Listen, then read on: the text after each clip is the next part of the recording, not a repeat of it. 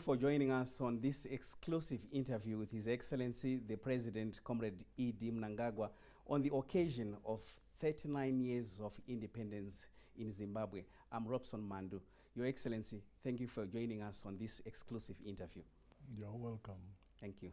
To start with, Your Excellency, this year's independence anniversary comes at a difficult time in the country where Cyclone Idai has had devastating effects in Manicaland, Masvingo, and Mashonaland East. Are you, as the head of state and government, satisfied with the government's response to the resultant crisis?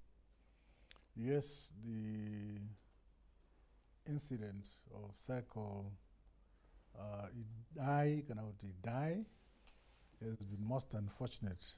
It has created a situation where communities in Chimanimani, Chipinge, Gutu, Zaka, Bikita, Mvuma, that is Shirumanzu, Buhera, Seke, and so on. Great loss of life, infrastructure destruction has been immense. So we are celebrating our 9th anniversary of independence at the backdrop of this disaster. But however, I'm happy that the people of Zimbabwe have risen to this disaster, individually, collectively, as corporates, as churches, as various organizations. I'm happy that we have all stood up to deal with this unique visitation of this disaster, Cyclone Idai. And I believe that with such compassion coming from our people, we will surmount the difficulties our people are facing. Many families have lost their loved ones. Some families have totally been wiped by this disaster. Infrastructure has been destroyed, bridges, schools, clinics, and so on. Fields, livestock have all been taken away in these places. So I'm happy that our people have shown compassion in coming together to assist our fellow people in the communities affected. Going forward, what kind of lessons can we learn as a country from this kind of natural disasters? It's difficult to say what lessons, except to say that as a government, and indeed as other supportive organizations and institutions, we must do our best to make sure that we take measures to reduce the toll of life that was lost. Indeed, as government, we had indicated that cyclone was coming.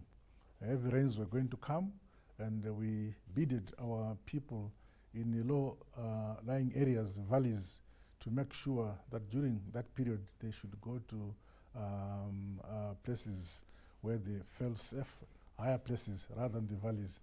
But very few people heeded that call. Some remained in their homes.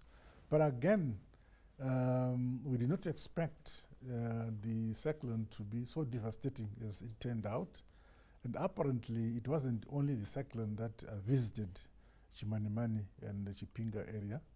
But of course, the rest of the other provinces, this was the cyclone which caused the devastation. But with regard to Chimanimani, we are now clear that some other phenomenon happened prior to the visitation by the cyclone. For instance, as I've been moving around in those areas, we hear testimonies by people in that area that there was a huge sound that came, which they felt, which shook the mountains, shook their places of residence, and mud began sliding from the mountains and rocks coming, falling, and so on. Before the cyclone arrived, the rains came 2-3 hours later, after some of the devastation had already taken place, and some of the lives already lost. So we realized that it was a combination of some phenomenon as well as the Idai cyclone. As you say, what measures do we take? I think we must, through the advice of our environmental experts, settle most of the communities and areas which we think are safe. And beyond that, also construct dwellings, houses, solid houses, which we think are robust enough to resist some of these things. And make sure that as we build the bridges that have been destroyed, they must build with the concept and a perception that in future we may again be visited by this incident, so that we reduce destruction if possible. As if the cyclone Idai is metaphorically symbolic, the transition from the First Republic to the Second Republic, I believe it was not that smooth. It was not. It was really difficult. What can you say about the issues of those people who tried to stop that transition from the First Republic to the Second Republic? Can you say the forces are now overcome? I'm not a superstitious person to think that there's any connection between the natural phenomenon of the cyclone Idai with the politics of the country. But in a democracy, people are allowed to speculate and harbor suspicions. But I, individually, I don't. I think the cyclone came because it had to come. But with regard to political activities, those are determined by men, not by natural causes. Determined by men. The transition, of course, from the First Republic to the Second Republic, in my view, was very smooth. It was a smooth transition. Many people may not agree with me, but I believe that a transition of that nature, the experiences or challenges we went through were necessary for the birth of this Second Republic. So I have no hard feelings about the things I went through during that period, nor do I have hard feelings about those who caused the resultant creation of the Second Republic. Of course, they had their ideas which failed, and then politics don't always succeed. So you try things and you fail. Sometimes you come back again. But as it is, we are happy that Zimbabwe is settled, because government is actually a structure of institutions, not a structure of persons. So government institutions remain solid as before. And what has changed are the personnel who now run those institutions. I'm one of them. Still on transition, Operation Restore Legacy sought to target the elements surrounding the former president. I would wonder, what is your relationship now with the former president? Do you visit him? What are his feelings? Well, there are no hard feelings between me and the former president, as well as the former First family. The former president is the founding father of Zimbabwe. He was our leader, a revolutionary leader during the armed struggle of our revolution, and he created the independence, led to the creation of independent Zimbabwe. And with that regard, I think history should put his name in its proper place. We in the Second Republic recognize that he was our former commander, and that cannot be taken away from him. Unfortunately, recently, he has not been too well. We have established a communication method.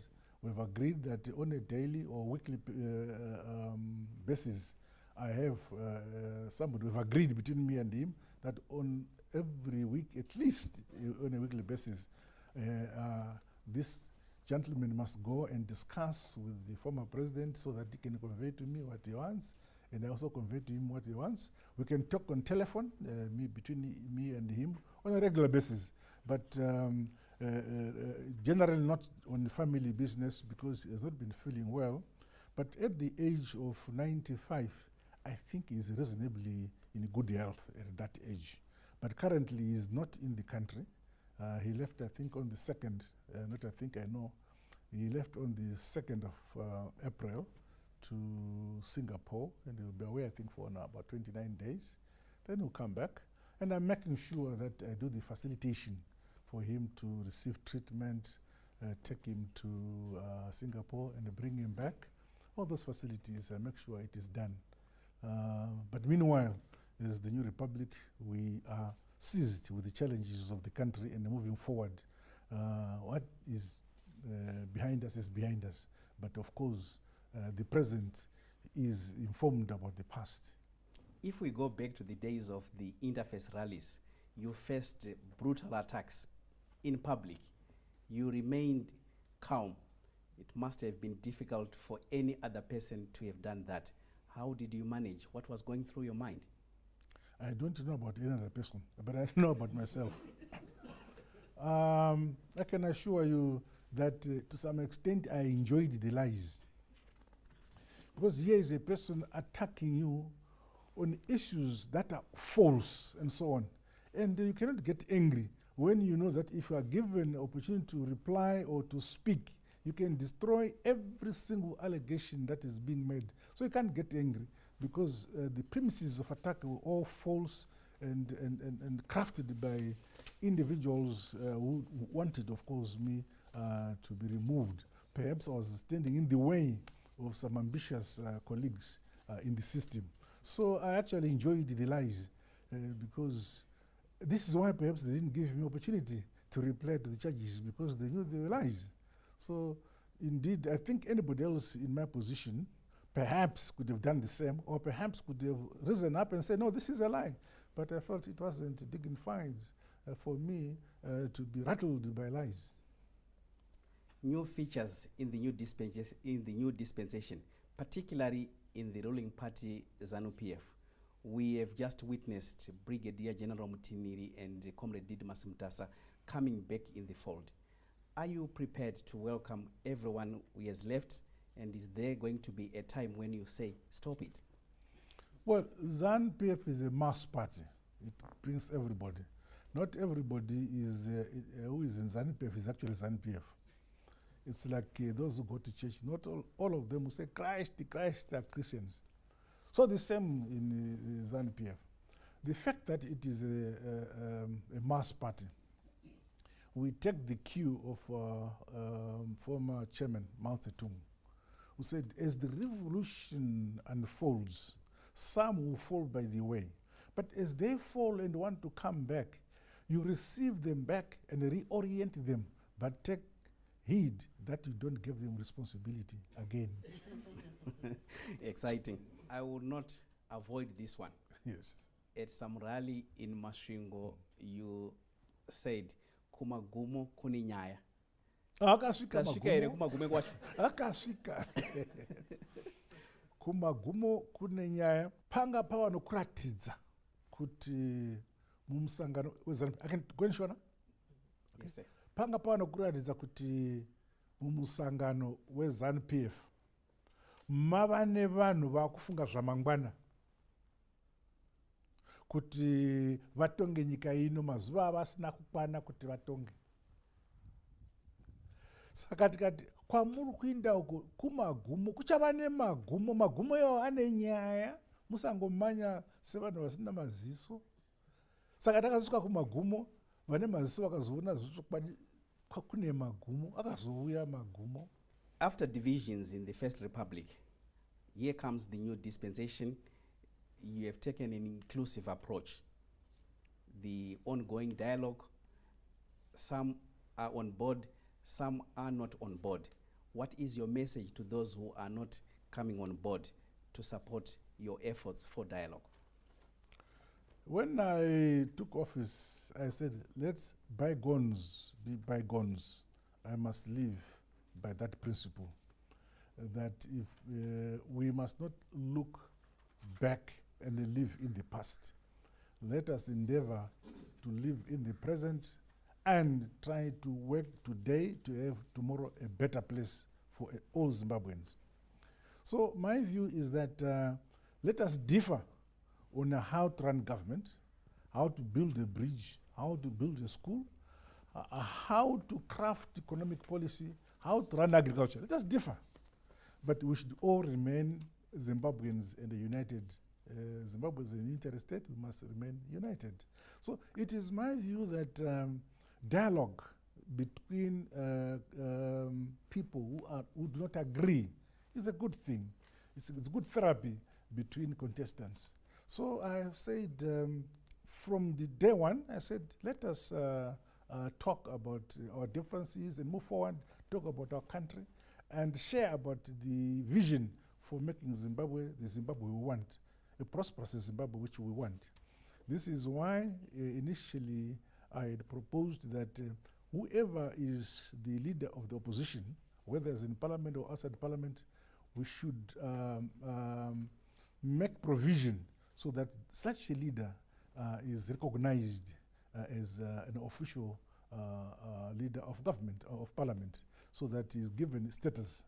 This is found in the Commonwealth parliamentary system. It is there, but we don't have it here in Zimbabwe. I said that, but those who could have benefited from that felt that they didn't want to be spoon-fed. They must get things for themselves. I said, yeah, very good. So if you cannot want to be given